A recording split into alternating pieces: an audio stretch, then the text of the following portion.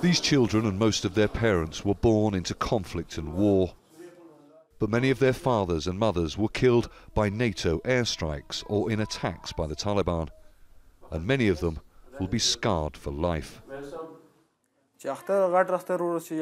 Every year during Eid celebrations, we especially feel the emptiness because he is not here. And when we hear a child call its father, it's very painful. MASSOUD and Razwan's father was a policeman. He was shot dead by the Taliban at a checkpoint in eastern Afghanistan 6 years ago. Razwan describes how they felt since the Taliban took control of his town earlier this month. When we see them around, it brings us pain and sadness, but we can't do anything about it, so we have left their punishment to God. Sitting next to the brothers is Wasilia Akbari. His dad and 2 of his uncles were killed in a NATO airstrike 11 years ago.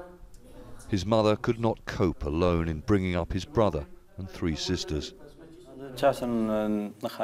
Without a father, we didn't have a home to live in. But here we have a home. I am sad, but I don't bear a grudge in my heart. In the evenings, when it's cool, the boys play cricket on a dusty playing field at the orphanage. 2 sides in team sport, but everyone here has similar stories and wants peace and a better future.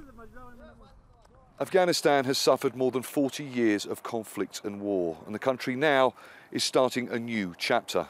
But it's difficult to be optimistic about the immediate future, at least, for children like these. 56 children are living at the orphanage, and it's funded by local donations. About half are girls. Not all of them lost parents in the war. Jazeera and Maria's father recently died of a heart attack. I want to be a teacher, says Jazeera. I want to teach English, Pashto and maths. Our fear is that the Taliban won't let us work because of the girls that are here, but the girls and boys are separated from each other. Girls are taught by female teachers only. We are afraid that if we change the law, our girls' section will be shut down. The Taliban says the war is over, and it has promised to respect women's rights with its own vision of Islam. These children, and millions like them, are waiting to see whether promises of peace and prosperity are not just empty words. Charles Stratford, Al Jazeera, Dear Subs, Afghanistan.